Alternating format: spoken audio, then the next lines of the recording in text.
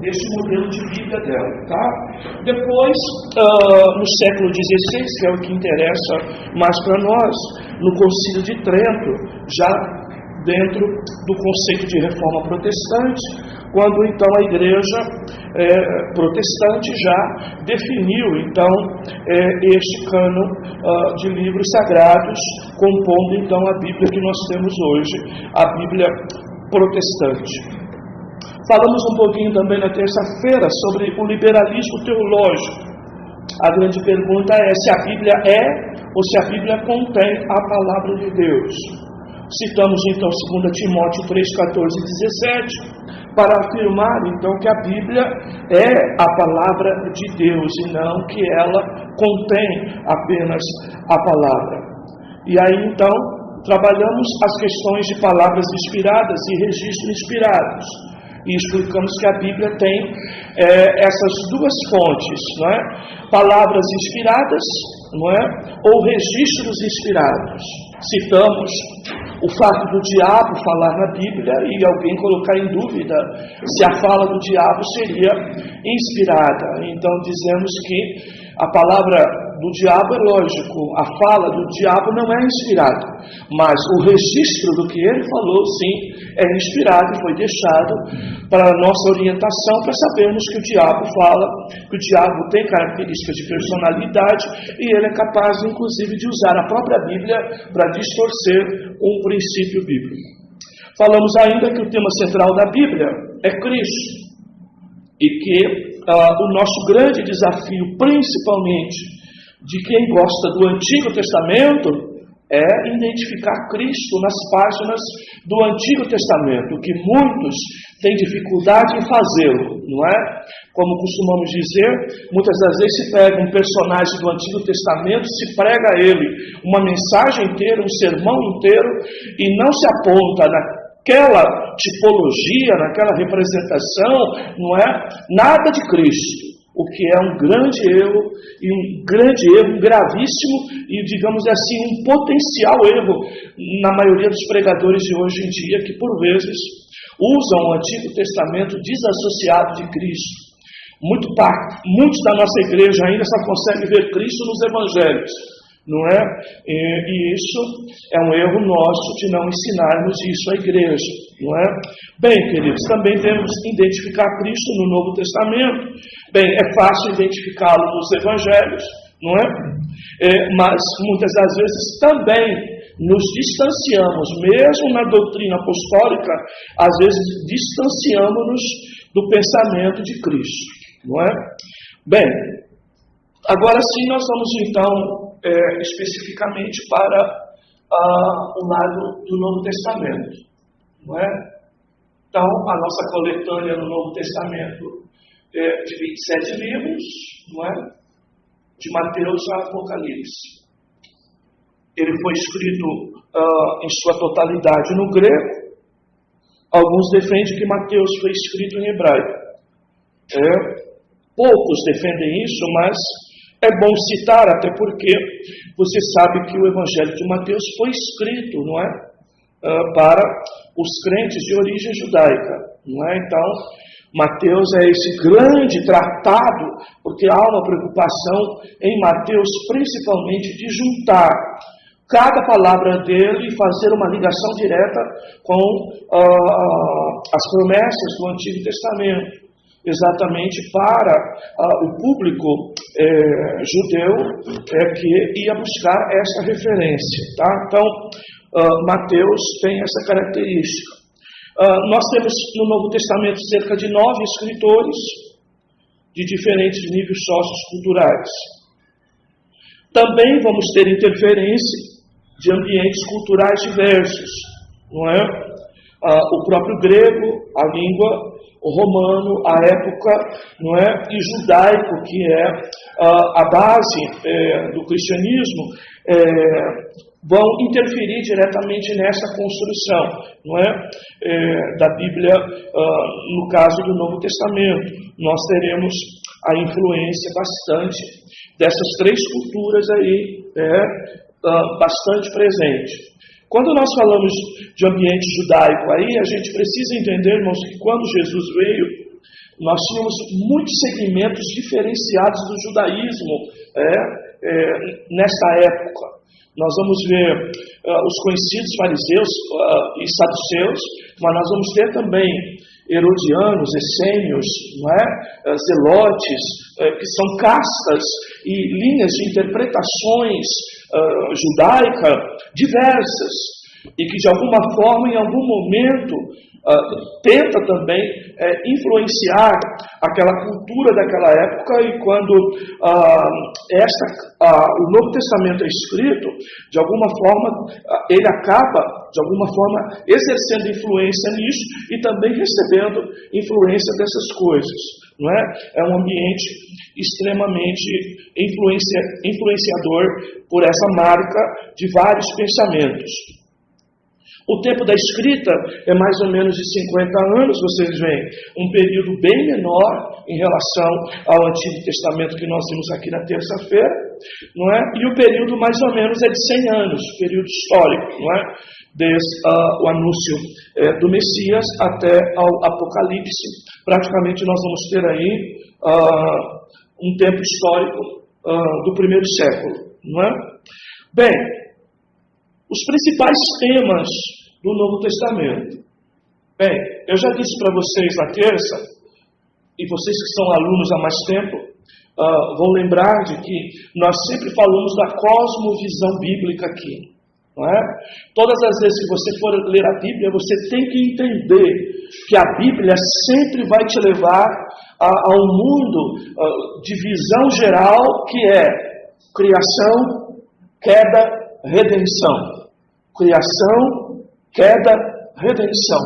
Esse é o cenário da Bíblia como um todo, não é? E isso deve nortear toda a nossa exegese, toda a nossa hermenêutica, toda a nossa interpretação deve estar sustentada bem em cima disso. Agora, é lógico, o Novo Testamento, o Velho Testamento e o Novo Testamento se diferem em algum detalhe ou outro, que também te ajuda bastante na hora de aplicar a boa interpretação. Então você vai ter aí, como temas principais do Novo Testamento, por exemplo, Jesus, a confirmação das profecias do Antigo Testamento. Tá? Em especial, que já citamos, que é o Evangelho de Mateus, tá? Todo o Novo Testamento, independente de ser para um público direto de judeu ou não, tá? Como a gente costuma dizer, que o Novo Testamento é a sequência do Antigo Testamento, porque nós cremos sempre numa revelação progressiva de Deus, e entendemos que o Novo Testamento, ele revela Cristo, né, de maneira progressiva, mais claro para nós. Então, nós precisamos entender que um primeiro grande assunto é que Jesus, então, é a confirmação das profecias do Antigo Testamento. O outro grande assunto é a formação da igreja, e neste caso aí, principalmente, não é?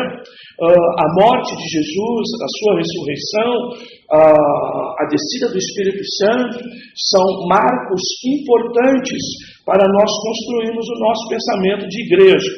E depois, a história da igreja, principalmente no que se refere a Atos 2:42, no sentido de perseverarmos na doutrina dos apóstolos, não é? Como nós vemos hoje, algumas igrejas e até alguns, não é?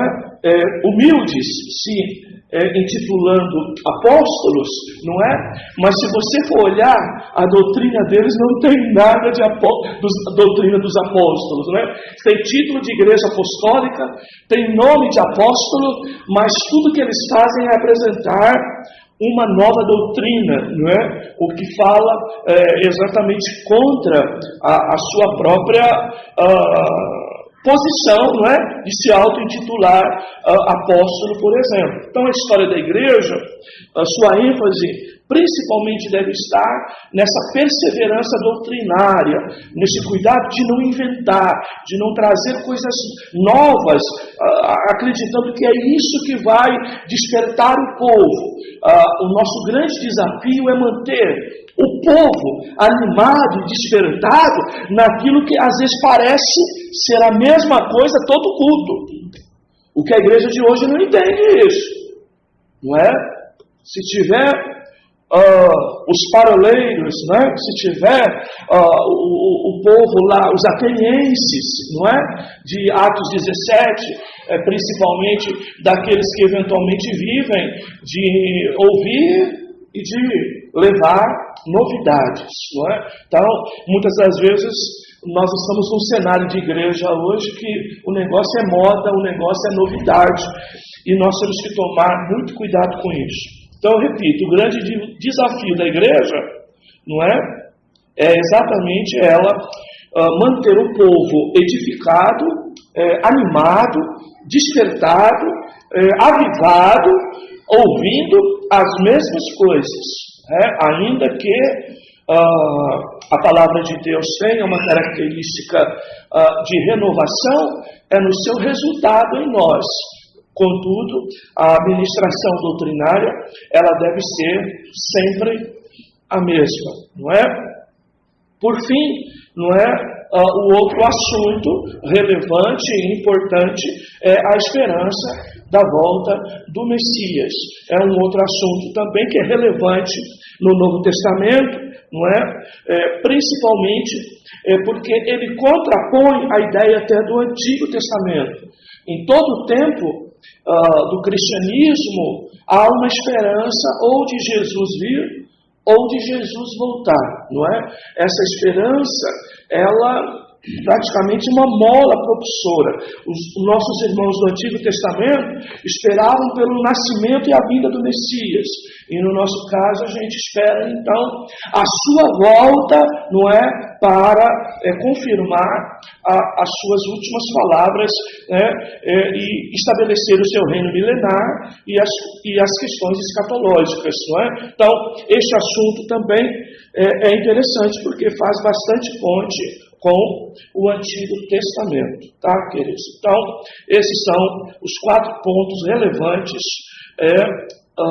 da doutrina no Novo Testamento ou do Novo Testamento. Bem, a divisão do Novo Testamento.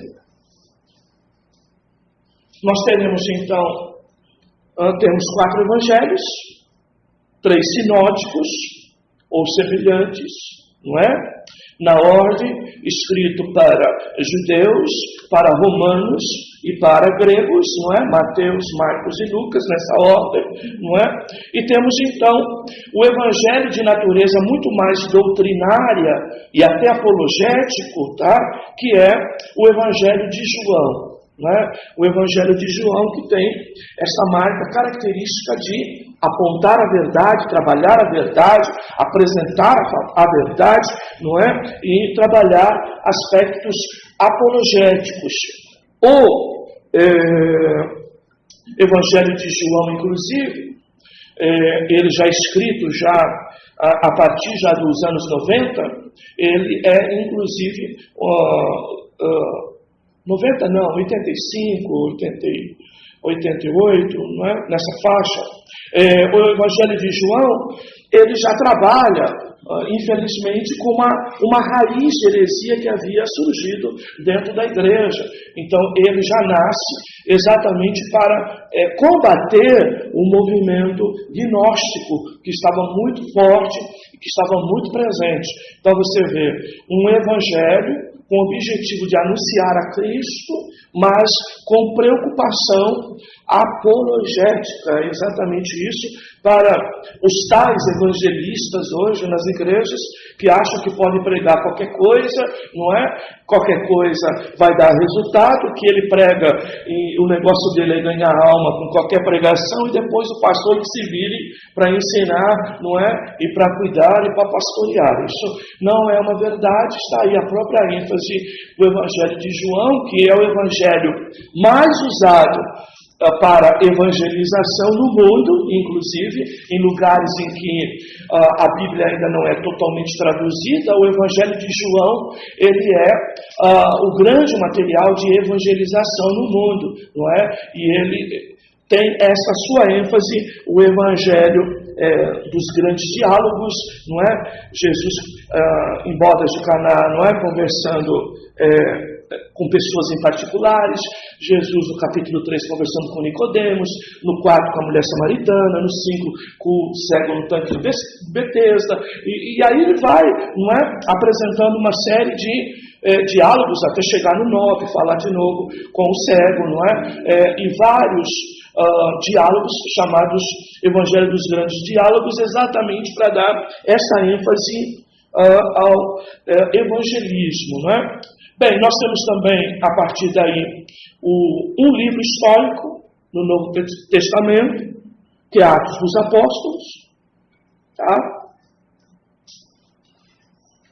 Por vezes, a gente sente ausência, tá, de material do primeiro século, sob o ponto de vista histórico, tá? Nós trouxemos recentemente, até que para os alunos, um livro de Eusébio, não é? Que de alguma forma nos ajuda a ter a ideia da continuação de Atos dos Apóstolos. Tem alguns outros manuais históricos que por vezes nos dão algum tipo de informação. Nós temos carência realmente de maior informação histórica nesse primeiro ano da igreja, principalmente esse tempo de Atos dos Apóstolos, não é? E realmente eu sempre aconselho os irmãos, se puderem, procurem material de boa origem, exatamente para completar um pouquinho certas informações, para completar o período histórico. Às vezes nós temos até 80, 85 no máximo, mas talvez de 85 até os primeiros 100 anos da igreja, a gente tem bastante dificuldade de material histórico para nós sustentarmos algumas coisas, sustentarmos até, por exemplo, João, lá em Apocalipse, não é? A gente às vezes sai e caça disso e realmente tem dificuldade em achar material sobre isso, né? Questões históricas eu estou falando, tá? Bem, a divisão do Novo Testamento, então ainda a gente segue falando das cartas epístolas doutrinárias. Nós temos aí as eclesiásticas, não é? As 9, todas elas, não é? De Paulo.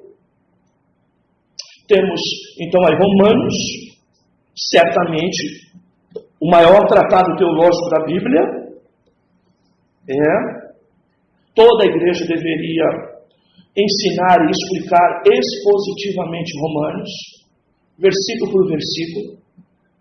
Isso deveria ser um padrão de uma igreja séria, tá?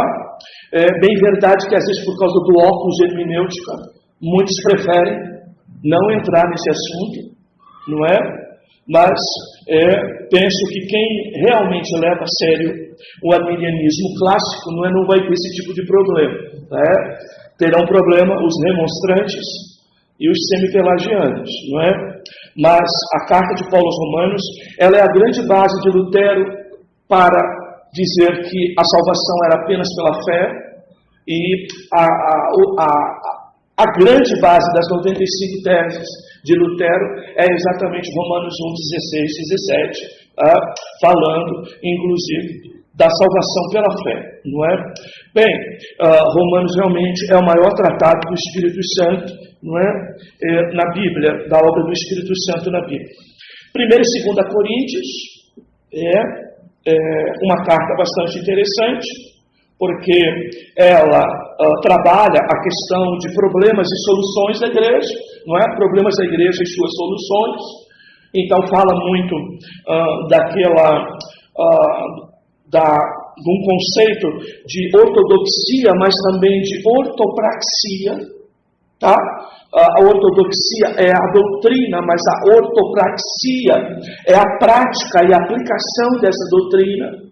Então as cartas de Coríntios, por ela identificar um problema, apresentar um problema e depois se apresentar uma solução, ela realmente vai levar-nos a entender que de toda a doutrina precisa haver um ambiente para que se coloque ela em prática.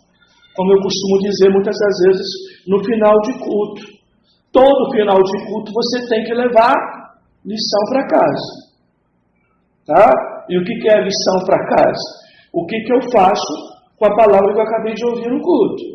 Então, o que eu vou aplicar no meu dia a dia, na minha casa, no meu trabalho, no percurso já de ir para casa, na saída da igreja, eu tenho que entender que isso deve ser uma presente, algo que deve ser presente na vida do crente.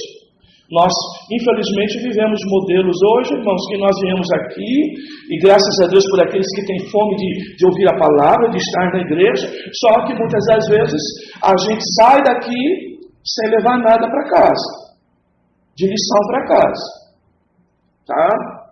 E se você até, no meio do caminho, às vezes fazer uma pergunta para a pessoa, tá?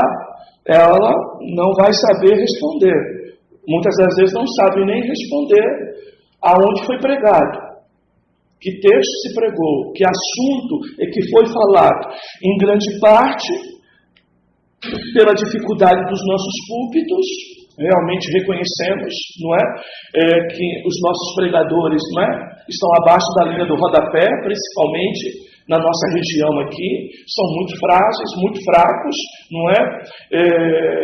E isso se deve muitas das vezes à falta de escola nossa, não é? Muitos de nós não fomos à escola, não aprendemos nem a ler direito, às vezes até a própria leitura oficial é lida de qualquer jeito dentro da igreja, o texto bíblico que se abre é lido com erros, não é? De associação, de conjunção, inclusive de falta de pontuação e tantos outros problemas, de concordância principalmente, não é?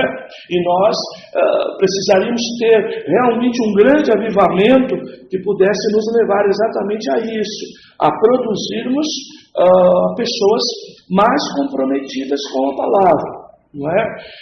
Além disso, a presença de muitos pregadores é pagodinho, não é? Deixa o texto me levar, o texto leva eu, não é? Ele lê o texto, mas sai do texto, passeia longe do texto, nunca volta mais para o texto, o texto deixa me levar, o texto leva eu, não é? Então, esses pregadores que abrem a Bíblia apenas como pretexto, são contadores de história, não se detêm ao texto, não explicam o texto, e como diz Nicodemos, não é? Pregar, não é explicar o texto. Se não explicou o texto, não pregou. Tá? Veio contar a historinha. E pior que a gente fala isso tantas vezes, às vezes os pregadores não se dão conta disso. Você abriu a Bíblia, lê o texto, vá com o dedo na Bíblia e explica o texto. Explica o que está lendo ali, ó. Mas muitas das vezes a gente fala isso, entra por aqui, sai por aqui, é impressionante, é um problema sério. Ontem mesmo no culto, não é? Eu trouxe o texto da lição, lemos a leitura bíblica em classe, e aí falei para os irmãos aonde se aplica o título da lição no texto. A grande dificuldade dos irmãos de identificar isso. Está com o texto na mão e não consegue identificar essas coisas. E nós precisamos fazer mais exercícios disso, tá? Porque isso é interpretação de texto, irmãos, tá? Então, eu costumo dizer aos irmãos, eu lembro de uns amigos meus, quando fiz direito, uns amigos meus, os professores davam aquelas matérias enormes de direito civil mesmo, que é uma coisa terrível, que nunca acaba, com tanto conceito, com tanto princípio, não é? E aí, todo fim de aula, um grupo de alunos se reunia, sabe para quê? Fazer questionário em cima do ponto, não é? Que o professor deu. Então, o que é fazer questionário em cima do ponto que o professor deu? Então, se a gente volta lá no nosso tempo de escola ainda de primário, não é? Você vai lembrar que a gente tinha questionário. E o que era o questionário? Tirar a pergunta do próprio ponto, do próprio texto. E o que é a interpretação de texto? Tá? Você vai ver que é a mesma... o mesmo radical grego de exer, não é? Exercício. Exercises, né, em inglês, ou exegese, tá? Que é a nossa palavra grega, a ideia é a mesma, é extrair do texto. E como que eu extraio do texto? Fazendo pergunta para o texto, tá? Estava fazendo pergunta para o texto. Então, como que eu entendo? Não é o texto? Fazendo pergunta para o texto. Quem está dizendo? Por que está dizendo? Qual o problema? Qual a situação? Não é? Qual o tema principal? Qual o objetivo principal? Por que razão?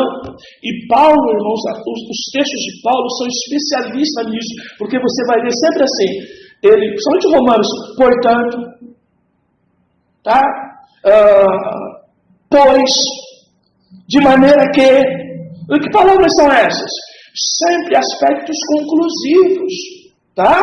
Sempre ideias de conclusão, como nós trabalhamos até a escrita de alguma coisa, até de uma redação, introdução, desenvolvimento, conclusão. Então, a ideia é exatamente essa, e a gente precisa aprender a gostar do texto. Nós não podemos permanecer numa igreja que não tem prazer no texto, porque o evangelho é palavra. Não é? Evangelho é palavra. Não é? Jesus é palavra. E nós precisamos levar o povo a entender isso. Então, como eu disse, às vezes os nossos problemas de escola também são barreiras para isso. Mas nós precisamos, mesmo nas nossas limitações, avançar nessas coisas. Depois nós temos Gálatas, que nós vamos falar bastante ainda, porque é uma das matérias desse semestre próximo, tá? Nós temos Efésios, temos Filipenses, temos Colossenses, né? Efésios e Colossenses, aí são chamados de cartas gêmeas. Os grandes assuntos que Paulo trata em Efésios, ele trata em Colossenses, principalmente um dos assuntos abandonados por pastores hoje, que é doutrina da família. Paulo, nesses dois textos, fala bastante sobre esse assunto, tanto Efésios, que o tema é Cristo e a sua união com a igreja, não é? E o casamento representando isso, tá? E também a carta de Colossenses, que em grande parte vai enfatizar o aspecto do ensinar em casa, que é um outro problema nosso. A igreja não ensina nada. Há muito tempo os nossos cultos de doutrina, na maioria das igrejas, não é? Se tornou culto de portas abertas, não é? Para todo mundo, não é? E isso não há erro nisso, mas acaba a gente muitas das vezes não tratando certos assuntos mais sérios, não é? Porque nós temos visitantes, nós temos pessoas de fora e nós não queremos às vezes ofender um visitante. Então, a igreja do meu tempo, dos anos 70, por exemplo, apesar de naquela época doutrina ser costumes para a maioria dos pastores, não é? E ia se falar de roupa, ia se falar de cabelo, ia se falar de visual, né? De estética e não de ética, não é? Apesar disso, o fato da igreja às vezes ficar ali, só o povo da igreja, só o membro, não é? Um cartão de membro que entrava para o culto, a gente tinha uma certa liberdade para tratar de assuntos mais de santificação com a igreja, por exemplo. Tá? E hoje em dia nós temos umas certas dificuldades. Então, a igreja de hoje, pouco doutrina, não é? E além de tudo, não é? Nós temos um grande problema de que nós não ensinamos em casa. Os pais não tiram um tempo diário ou semanal, seja lá dentro das possibilidades, para ensinar a sua casa, para conversar sobre a palavra em casa. Tá? Os próprios irmãos hoje em dia, não é? Que às vezes um visita o outro na casa do outro para tomar um café ou coisa parecida, desculpe. A gente sabe nos bastidores que mais sai fofoca do que conversa sobre a Bíblia. Quando nós deveríamos ter prazer nisso, e o nosso prazer deveria ser falar das coisas de Deus. E infelizmente isso não ocorre, não é? Não ocorre. Bem, a carta de 1 e 2 Tessalonicenses, que são cartas interessantíssimas, porque Paulo, nas duas cartas, ele vai abordar muito mais temas ligados à volta de Jesus. Tá? As duas cartas de Paulo aos Tessalonicenses. Então, há aspectos escatológicos simples, tá?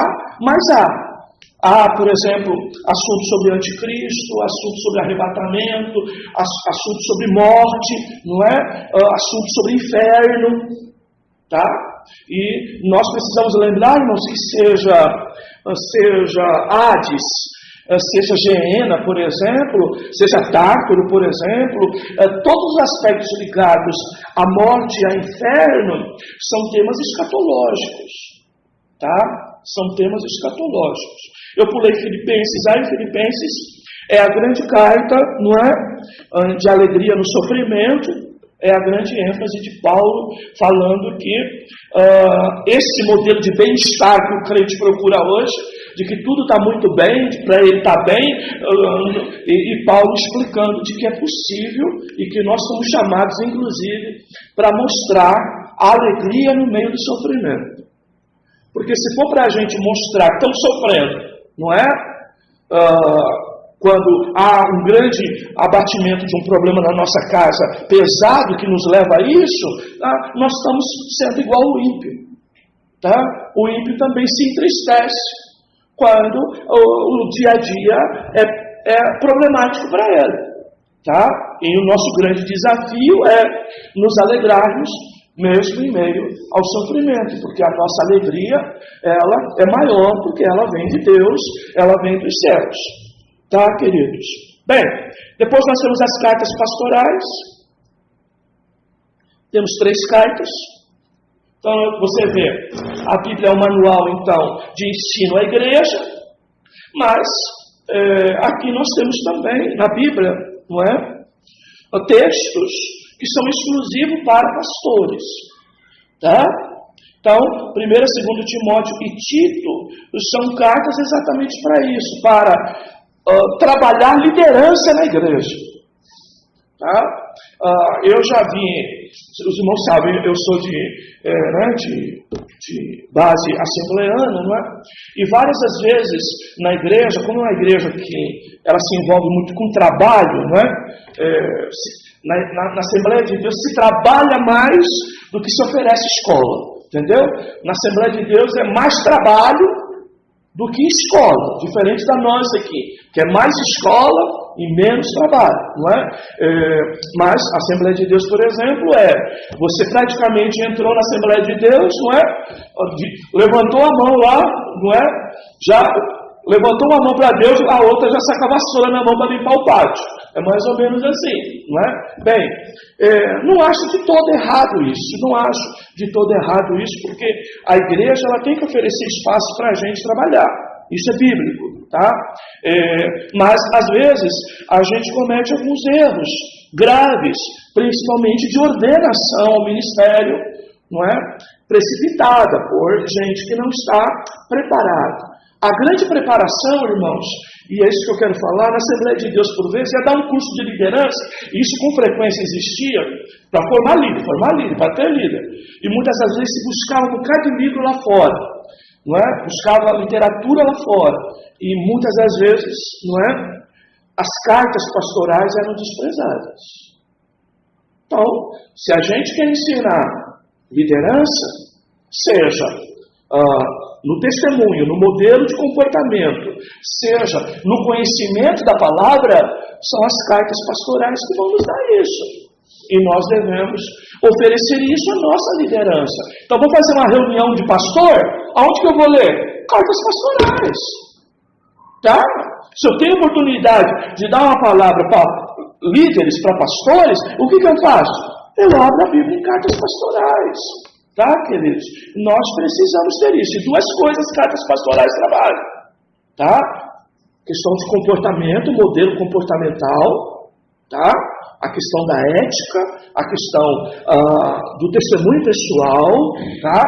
A questão do comportamento. E o outro lado, conhecimento bíblico. Tá? É as cartas pastorais que vai dizer para você, ó, obreiro.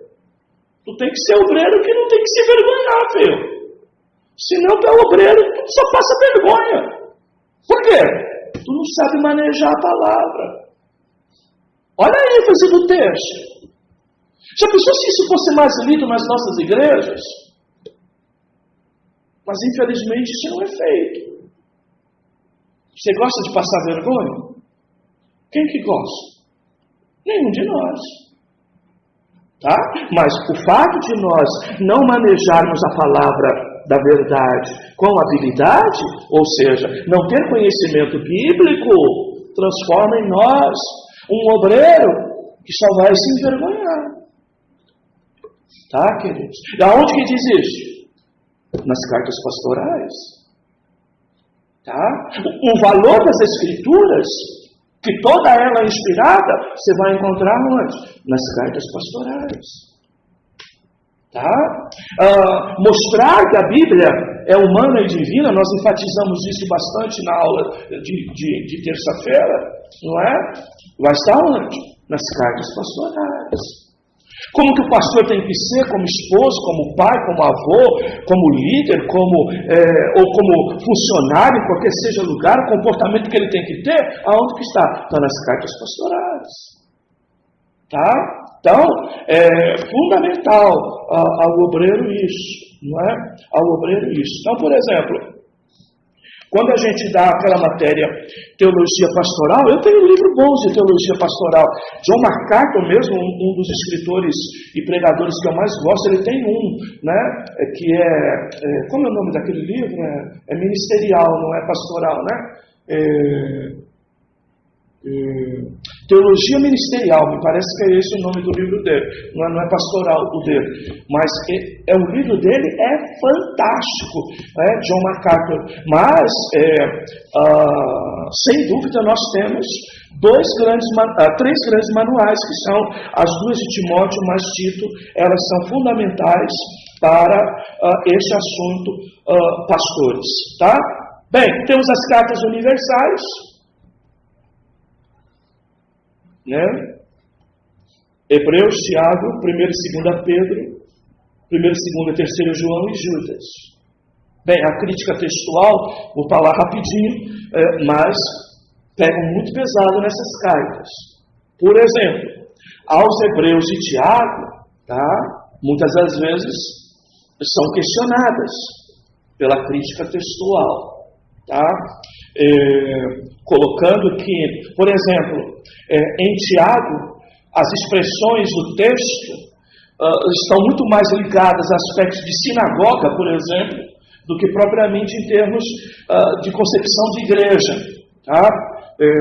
Não é a intenção a gente dar detalhes aqui, nem estamos preparados para isso agora, mas certamente quando aprendermos a carta de Tiago, falaremos sobre isso. Ela é bastante questionada sobre isso. A carta aos Hebreus, não só pelo fato de grande parte dos teólogos dizerem que o autor é desconhecido, não por isso, não é? Mas isso também pesa, mas muitos também falam que é muito mais, não é? Um grande manual judaico do que propriamente um instrumento para a igreja, o que eu discordo. Por exemplo, até regras hermenêuticas de como interpretar o Antigo Testamento, você vai ter, não é, a fartura na carta de Hebreus, não é? Essa ideia, inclusive, de Jesus superior aos anjos, superior a Moisés, superior, não é, a toda a lista citada, não é? Ela é fantástica e ela é puramente cristã, não é? Cristocêntrica, como marca realmente de Novo Testamento. Mas há quem critique a crítica sobre esses dois textos, não é? Bem, 1 e 2 Pedro, também uma carta interessante, também há quem coloque alguma dúvida, não é? Porque há textos de Pedro citando talvez algumas referências, tanto como Judas, referências a livros apócrifos.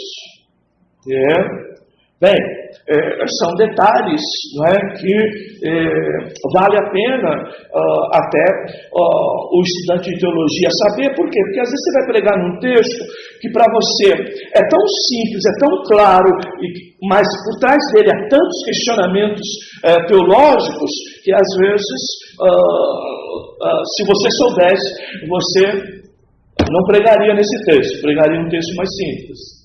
né? Mas nós temos casos assim na Bíblia. Tá? Temos as 3 cartas de João, fantásticas, porque elas trabalham em sintonia com o Evangelho de João. Tá? E tanto o Evangelho de João como as 3 cartas de João, na minha posição particular, e muitos, não muitos, mas alguns pensam igual a mim, é a melhor base que nós temos para uma interpretação de um Apocalipse mais equilibrado. Tá? É lógico, nós estamos falando do mesmo escritor, não é? Tanto o evangelista João, como as 3 cartas de João, como o escritor de Apocalipse, é o mesmo João, não é? É o mesmo João. Então, você se familiariza, não é, com o estilo literário de João, e você começa a entender certas coisas de estilo literário, muitas vezes. Então, 1º, 2º Timóteo e Tito são cartas exatamente para isso, para trabalhar liderança na igreja. Tá? Eu já vi, os irmãos sabem, eu sou de base assembleana, não é? E várias das vezes na igreja, como é uma igreja que ela se envolve muito com trabalho, não é? Na Assembleia de Deus se trabalha mais do que se oferece escola. Entendeu? Na Assembleia de Deus é mais trabalho do que escola, diferente da nossa aqui, que é mais escola e menos trabalho, não é? Mas a Assembleia de Deus, por exemplo, você praticamente entrou na Assembleia de Deus, não é? Levantou a mão lá, não é? Já levantou uma mão para Deus, a outra já saca a vassoura na mão para limpar o pátio. É mais ou menos assim, não é? Bem, não acho de todo errado isso, não acho de todo errado isso, porque a igreja ela tem que oferecer espaço para a gente trabalhar. Isso é bíblico, tá? Mas, às vezes, a gente comete alguns erros graves, principalmente de ordenação ao ministério, não é? Precipitada por gente que não está preparada. A grande preparação, irmãos, e é isso que eu quero falar, na Assembleia de Deus, por vezes, é dar um curso de liderança, e isso com frequência existia, para formar líder, para ter líder. E muitas das vezes se buscava um bocado de livro lá fora, não é? Buscava literatura lá fora, e muitas das vezes, não é? As cartas pastorais eram desprezadas. Então, se a gente quer ensinar liderança, seja no testemunho, no modelo de comportamento, seja no conhecimento da palavra, são as cartas pastorais que vão nos dar isso. E nós devemos oferecer isso à nossa liderança. Então, vou fazer uma reunião de pastor, aonde que eu vou ler? Cartas pastorais. Tá? Se eu tenho oportunidade de dar uma palavra para líderes, para pastores, o que eu faço? Eu abro a Bíblia em cartas pastorais. Tá, queridos? Nós precisamos ter isso. E 2 coisas cartas pastorais trabalham. Tá? Questão de comportamento, modelo comportamental. Tá? A questão da ética, a questão do testemunho pessoal, tá? A questão do comportamento. E o outro lado, conhecimento bíblico. Tá? É as cartas pastorais que vai dizer para você, obreiro. Tu tem que ser obreiro que não tem que se vergonhar, filho. Senão tu é obreiro, tu só passa vergonha. Por quê? Tu não sabe manejar a palavra. Olha a ênfase do texto. Já pensou se isso fosse mais lido nas nossas igrejas? Mas infelizmente isso não é feito. Você gosta de passar vergonha? Quem que gosta? Nenhum de nós.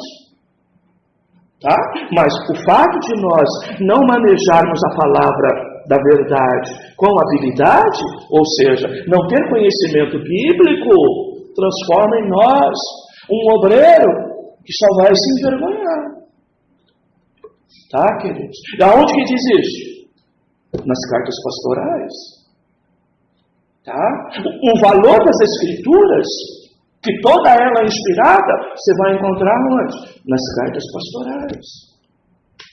Tá? Mostrar que a Bíblia é humana e divina, nós enfatizamos isso bastante na aula de terça-feira, não é? Vai estar onde? Nas cartas pastorais. Como que o pastor tem que ser, como esposo, como pai, como avô, como líder, ou como funcionário, em qualquer seja lugar, o comportamento que ele tem que ter, aonde que está? Está nas cartas pastorais. Tá?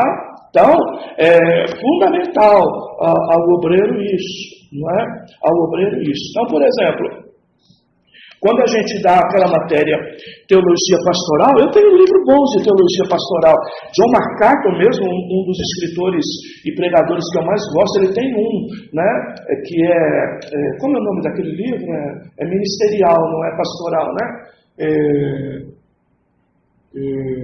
Teologia Ministerial, me parece que é esse o nome do livro dele, não é pastoral o dele, mas o livro dele é fantástico, né? John MacArthur, mas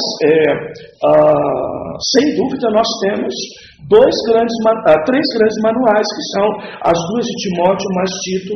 Elas são fundamentais para este assunto, pastores, tá? Bem, temos as cartas universais, né? Hebreus, Tiago, 1 e 2 Pedro, 1 e 2 e 3 João e Judas. Bem, a crítica textual, vou falar rapidinho, mas pegam muito pesado nessas cartas. Por exemplo, aos Hebreus e Tiago, tá? Muitas das vezes são questionadas pela crítica textual, tá?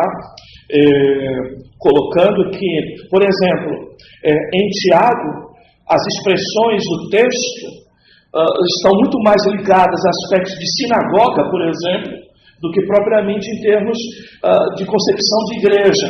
Tá?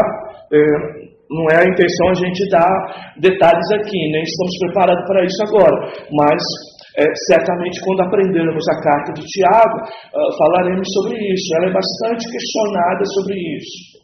A carta aos Hebreus, não só pelo fato de grande parte dos teólogos dizerem que o autor é desconhecido, não por isso, não é? Mas isso também pesa, mas muitos também falam que é muito mais, não é? Um grande manual judaico do que propriamente um instrumento para a igreja, o que eu discordo. Por exemplo, até regras hermenêuticas de como interpretar o Antigo Testamento, você vai ter, não é, a fartura na carta de Hebreus, não é? Essa ideia, inclusive, de Jesus superior aos anjos, superior a Moisés, superior, não é, a toda a lista citada, não é? Ela é fantástica e ela é puramente cristã, não é? Cristocêntrica, como marca realmente de Novo Testamento. Mas há quem critique a crítica sobre esses dois textos, não é? Bem, 1 e 2 Pedro, também é uma carta interessante. Também há quem coloque alguma dúvida, não é? Porque há textos de Pedro citando talvez algumas referências, tanto como Judas, referências a livros apócrifos. Bem, são detalhes, não é, que vale a pena até o estudante de teologia saber. Por quê? Porque às vezes você vai pregar num texto que para você é tão simples, é tão claro, mas por trás dele há tantos questionamentos teológicos que às vezes, se você soubesse, você não pregaria nesse texto, pregaria um texto mais simples, não é? Mas nós temos casos assim na Bíblia. Tá? Temos as 3 cartas de João fantásticas, porque elas trabalham em sintonia com o Evangelho de João. Tá? E tanto o Evangelho de João como as 3 cartas de João, na minha posição particular, e muitos, não muitos, mas alguns pensam igual a mim, é a melhor base que nós temos para uma interpretação de um Apocalipse mais equilibrado. Tá? É lógico, nós estamos falando do mesmo escritor, não é? Tanto o evangelista João, como as 3 cartas de João, como o escritor de Apocalipse, é o mesmo João, não é? É o mesmo João. Então, você se familiariza, não é, com o estilo literário de João e você começa a entender certas coisas de estilo literário, muitas das vezes quando você se aprofunda nas cartas e no próprio Evangelho, tá, de João. Então, são cartas interessantes, são cartas que apontam uma sequência do perigo do gnosticismo, que estava crescente no primeiro século, também a ideia dos aeons pregados pelo gnosticismo, as ideias, inclusive, sobre que Jesus era apenas um espírito, não é? E não tinha vindo em carne, não é? Em que ele tanto destaca, inclusive, para dizer, não é? Que nós devíamos provar os espíritos. Se ele dizia que Jesus não veio em carne, então esse era o espírito do anticristo, e ele faz uma ligação do próprio gnosticismo com a ferramenta doutrinária que dará base aos conceitos de anticristo. Então, é bastante interessante as cartas de João também. Elas são chamadas universais porque não são a uma comunidade específica, não é? É um grupo de pessoas, geralmente judeus, de origem, mas que se converteram ao cristianismo e que estavam dispersos, não é? Em grande parte, no mundo da época que era o mundo romano, não é? Bem, cartas universais, as pessoais. Então nós temos a carta aí de Filemão, considerada uma carta pessoal, tá bem? É uma carta de grandeza impressionante sobre a representação de uma alma pelo Evangelho, tá?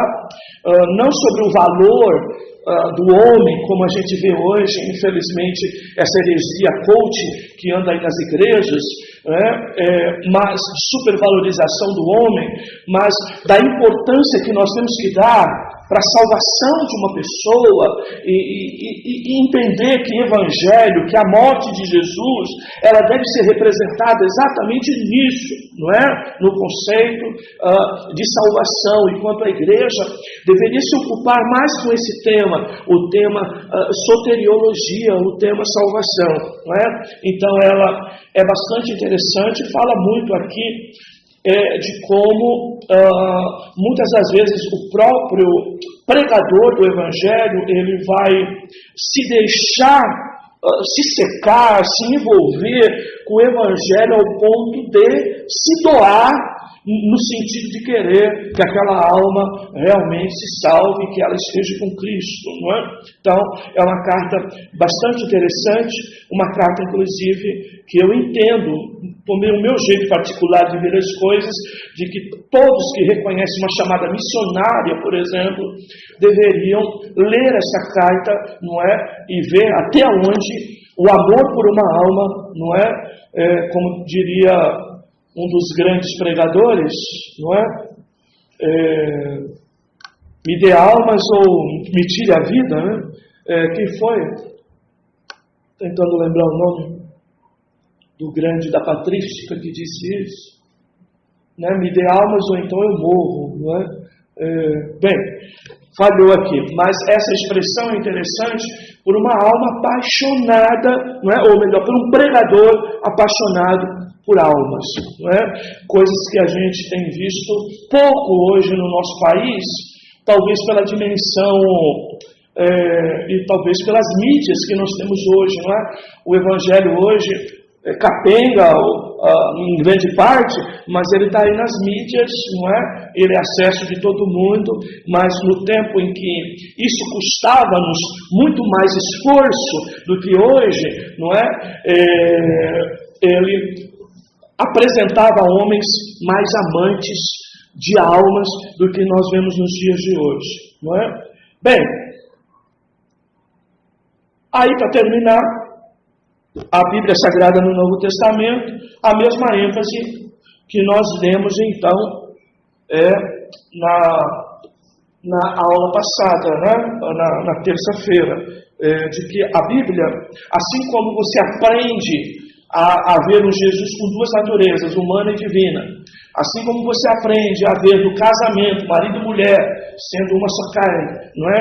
Assim como você aprende a entender trindade, não é? 1 vezes 1 vezes 1 igual a 1, não é?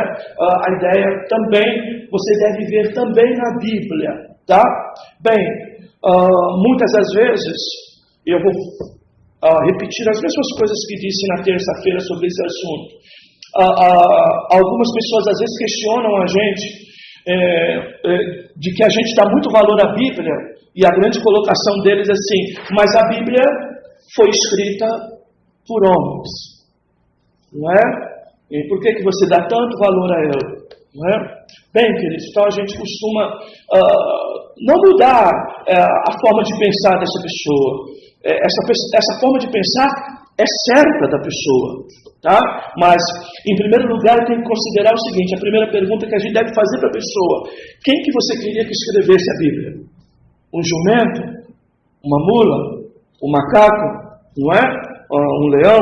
O que você gostaria que escrevesse? Para escrever tem que ser ser humano, porque, que a gente saiba, só ser humano tem a capacidade de escrever, não é? Primeiro lugar. Segundo lugar, não é? Segundo lugar, a Bíblia, sim, ela é humana, né? E a grande marca dessa Bíblia é de que ela tem a presença de Deus na vida dos homens, não é?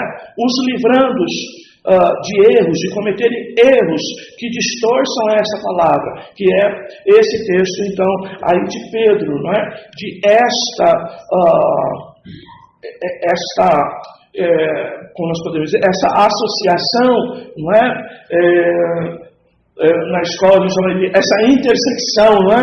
Entre homem e Deus no trabalho, então, de escrever a Bíblia, não é? Então, há um cuidado de Deus, uma preocupação de Deus para que ela não tenha erros, e ela, então, inspira os homens. E essa palavra inspiração, principalmente a gente deve considerar que é livrá-los de cometer erros mais graves, não é?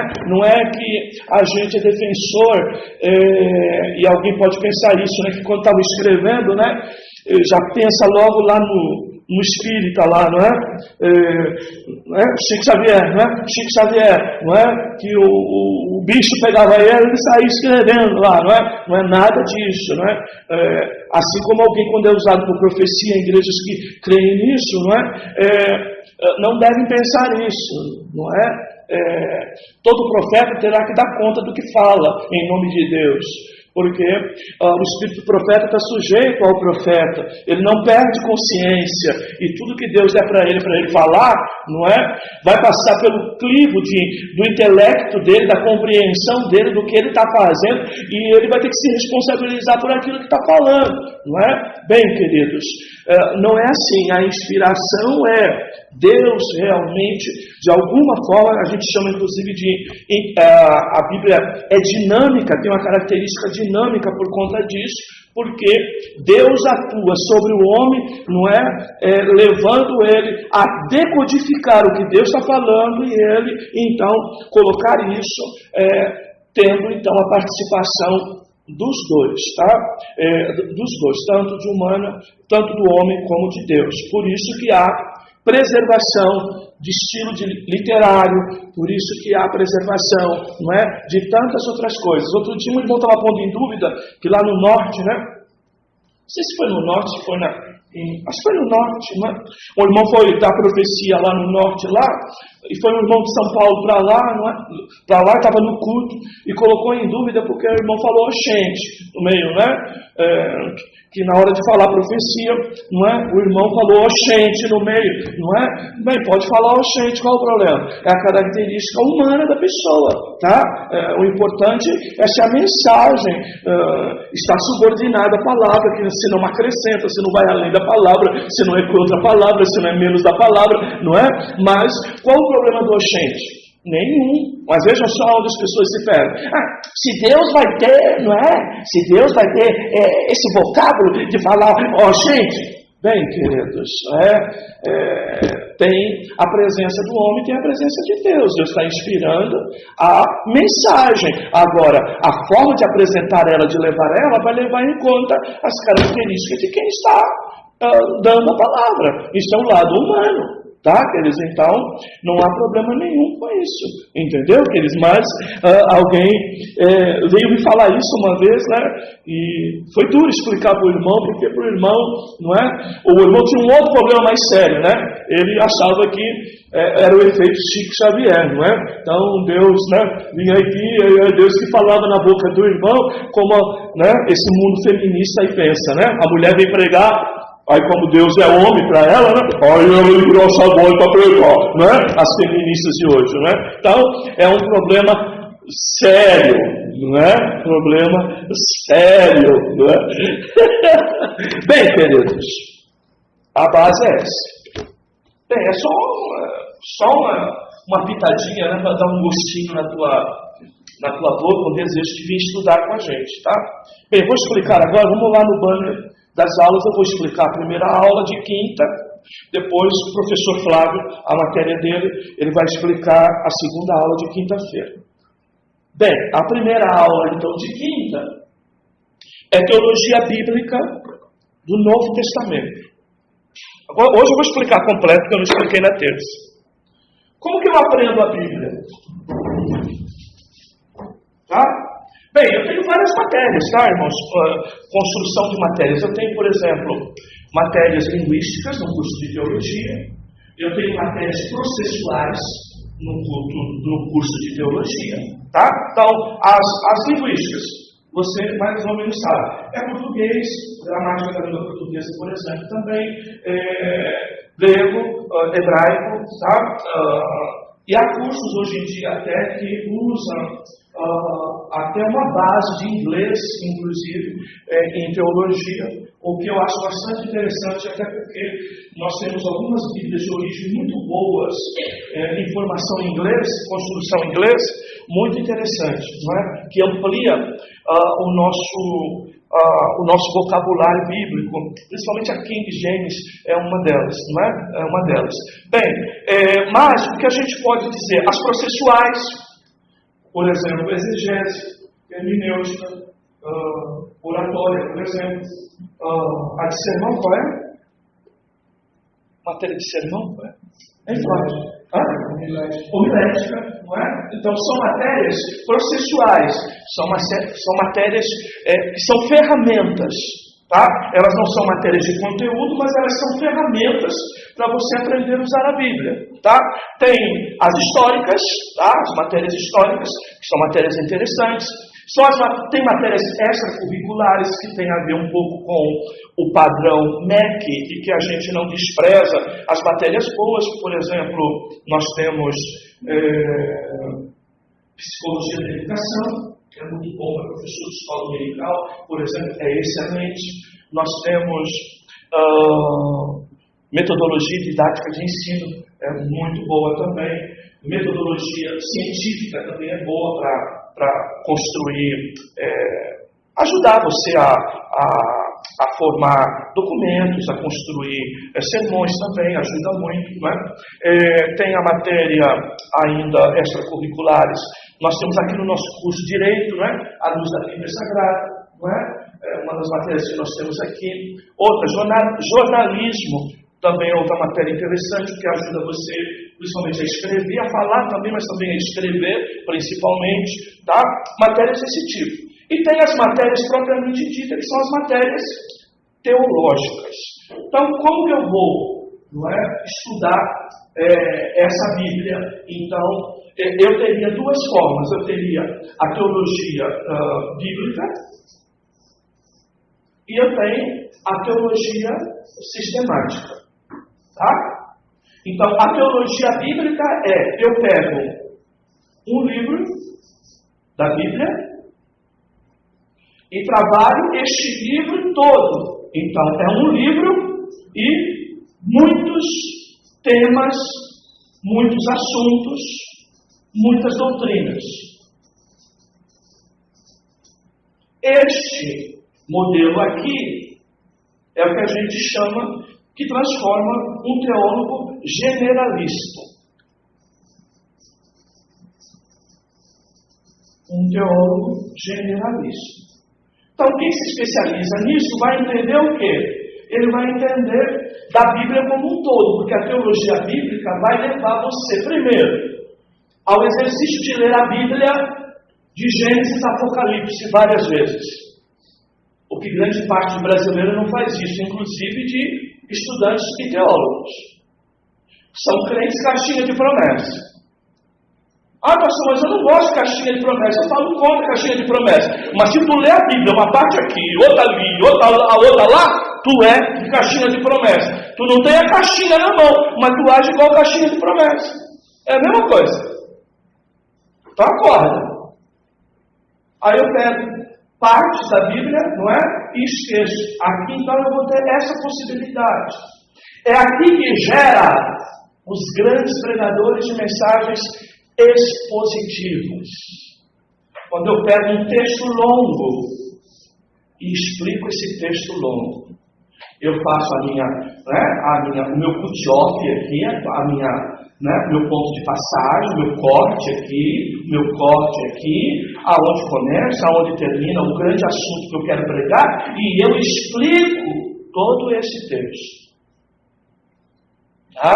Este aqui sim, nós construímos pregadores expositivos, nós construímos teólogos generalistas que compreendem o todo da Bíblia, e por conhecer o todo da Bíblia, ele nunca cai fora do globo terrestre da Bíblia.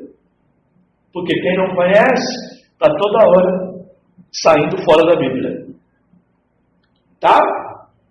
Então, esse aqui é a teologia bíblica.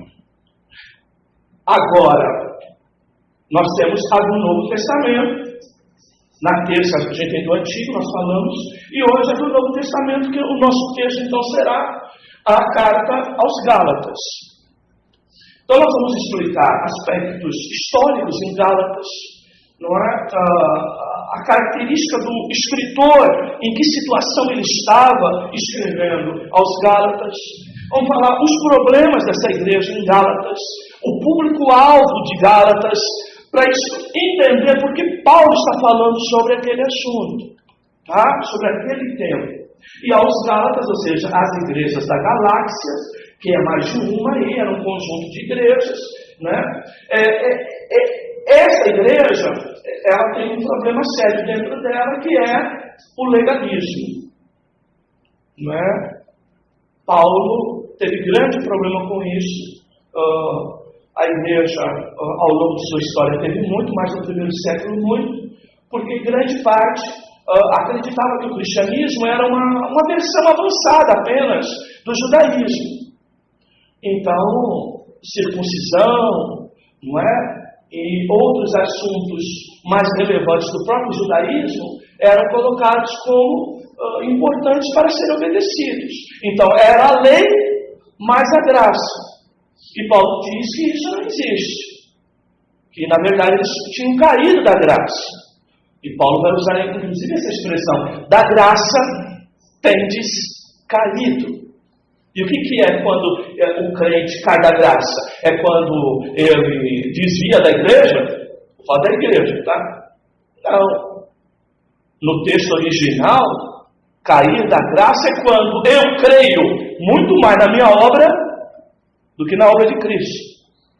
Por exemplo, eu creio mais no meu jejum do que em Cristo.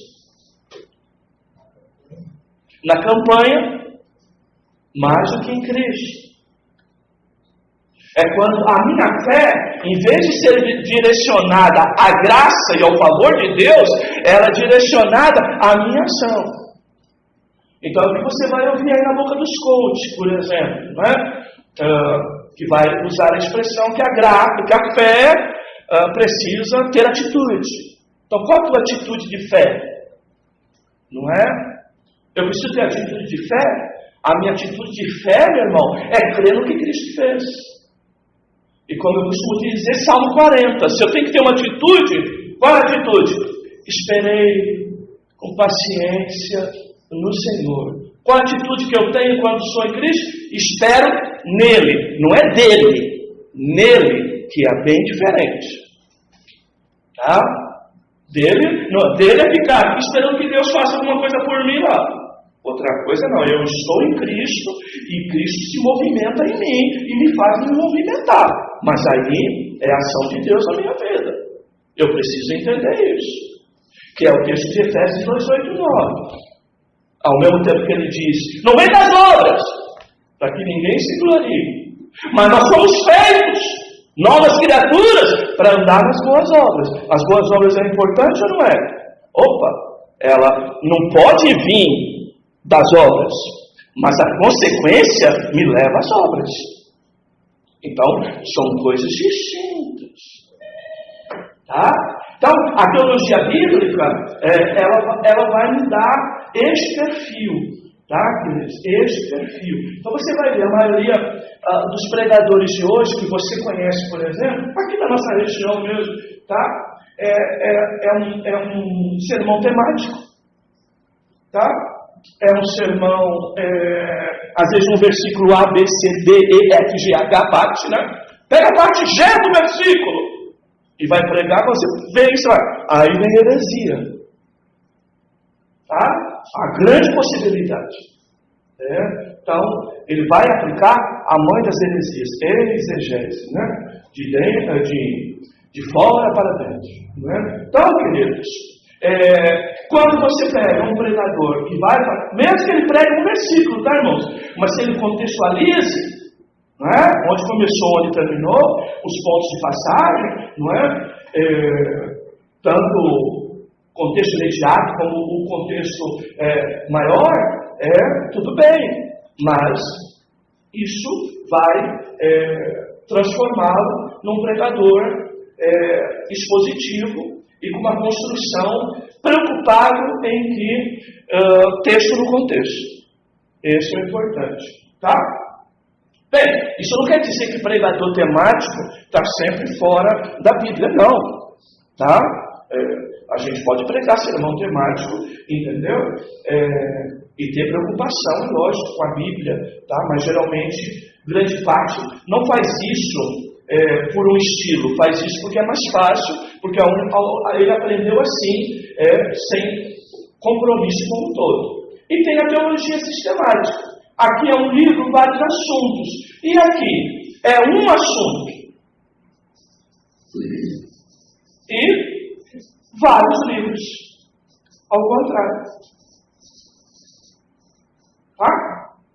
É o que eu costumo dizer do pregador ping-pong, né? Então, ele dá um assunto aqui, dá um versículo inicial aqui, um texto inicial, e aí fica pulando a Bíblia toda, tá? Para enfatizar isso. Tá? Bem, isso é um erro? Lógico que não é errado. O problema é que, às vezes, faz isso como pretexto. Até porque, irmãos, pega uma palavra literal, por exemplo, a palavra mundo. Literal. E aí sai catando no vocabulário da Bíblia, mundo aqui, mundo ali, mundo lá, e vai usando isso tudo como referência. Você está enganado. A palavra mundo, dependendo de cada texto, ela quer dizer uma coisa. Tá? Por exemplo, em João 3,16, mundo são pessoas. Não é? Em Hebreus 11,3, mundo são os planetas, é o cosmos, é a criação. O mundo, em 1 João 2,15, é o sistema. Não ameis o sistema do mundo, nem o que esse mundo te oferece, nem o que esse mundo há. Tá? Esse mundo é um sistema de pensamento, por exemplo, que falamos ontem, aqui na aula de quarta-feira, né? Curso de doutrina. Então, eu tenho que tomar cuidado com isso. Às vezes dá certo, sim, mas o que vai fazer? Você não pode ser malandro. O que é um malandro? Que não tem disposição para ler. Então, cada versículo que você vai, te obriga a ler o contexto para saber se essa palavra mundo daqui vai se aplicar no mesmo contexto dessa aqui. Senão, não se aplica. Mas aí você pega, não é? E o malandrão vai, né? E acontece essa canetinha, então, a bênção, amor. Me ajuda aí. Tá, queridos? Então, essa é a ideia. Então, aqui, Um livro, vários temas. Me torna generalista, me prepara para ser expositivo, me incentiva a ler a Bíblia várias vezes de Gênesis a Apocalipse para entendê-la como um todo. Aqui, sistemática. Eu pego um assunto, vários livros, ou a Bíblia inteira, para confirmar um único assunto. Tá? Isso me especializa no assunto. Tá? Aqui eu sou generalista, aqui eu sou especialista, me especialista num assunto, mas eu preciso tomar cuidado, tá? Com os jeitinhos, não é? Os arrematezinhos que às vezes eu faço e que acabo prejudicando a boa interpretação, tá? É isso aí. Tá contigo, professor? Fecha aí. Se for expositivo, tem um grande assunto. Graça e paz, irmãos. Meu nome é Flávio, sou professor de filosofia helenista e medieval. Nesse semestre a gente vai estar falando sobre a parte medieval. No semestre passado falamos sobre a filosofia helenística, contando desde os primórdios da filosofia grega, pegando um pouco do entendimento dos filósofos para a gente poder entender o que foi dito e por que foi escrito algumas coisas no Novo Testamento. Pensando dessa forma, como a cultura daquela época se elucida muitas coisas que o Novo Testamento deixa ali registrado. Como no caso, porque Paulo ele trata com tanta moderação algumas igrejas, mas em outras ele é tão duro. Jesus, por que ele falou da forma como falou no Sermão do Monte? Então, são coisas que a gente olha no Novo Testamento e pela filosofia a gente vai entender os porquês por conta da cultura da época. Mas uma coisa, só para lembrar, a filosofia, ela em algum momento da história, depois quando começa a modernidade, ela vai se tornar de certa forma, uma inimiga da teologia. Mas até o final do período da Idade Média, ela é considerada como uma ferramenta da teologia. A teologia ela é considerada a rainha das ciências. E a filosofia é a escrava dela. E pensando dessa forma, a gente tem como ver a Bíblia de uma forma nova, de uma forma que tire tradições da nossa mente, tire modismos da nossa mente, e a gente agora tem a possibilidade de olhar para o Novo Testamento, para o Antigo Testamento, que seja, com uma visão das pessoas que receberam a escrita da época. Agora, com esse novo semestre, na área medieval, a gente vai estudar um pouco do desenvolvimento, por que desenvolveu algumas doutrinas, por que Paulo ele ensina alguma coisa, como que os seus sucessores, os seus discípulos, ali os pais da igreja, os pais apostólicos, os pais gregos, a questão da patrística mais para frente, como que desenvolve a teologia, as doutrinas, até chegar em Agostinho, o seu embate com Pelágio, vai mais à frente até chegar, agora passando pela escolástica, propriamente dito na era medieval, e vamos ver um pouco do que Tomás de Aquino contribuiu para o entendimento das doutrinas cristãs. Eu coloco dessa forma doutrinas cristãs e não doutrinas bíblicas, porque em algum momento, cada um deles, seja eles apologetas, sejam eles filósofos católicos, todos eles tiveram alguma influência da sua época que pode ter deixado algum ponto sem nó. E aí a gente vai identificar nessa filosofia medieval o que a gente pode fazer, entender o que é tradição e aquilo que realmente é bíblico. Como no caso, o irmão Amaury na terça-feira falou sobre o batismo infantil. Será que a Bíblia apoia isso ou é somente uma convenção, um tradicionalismo religioso? Se isso está inserido num tradicionalismo religioso, então por que a gente apresenta crianças?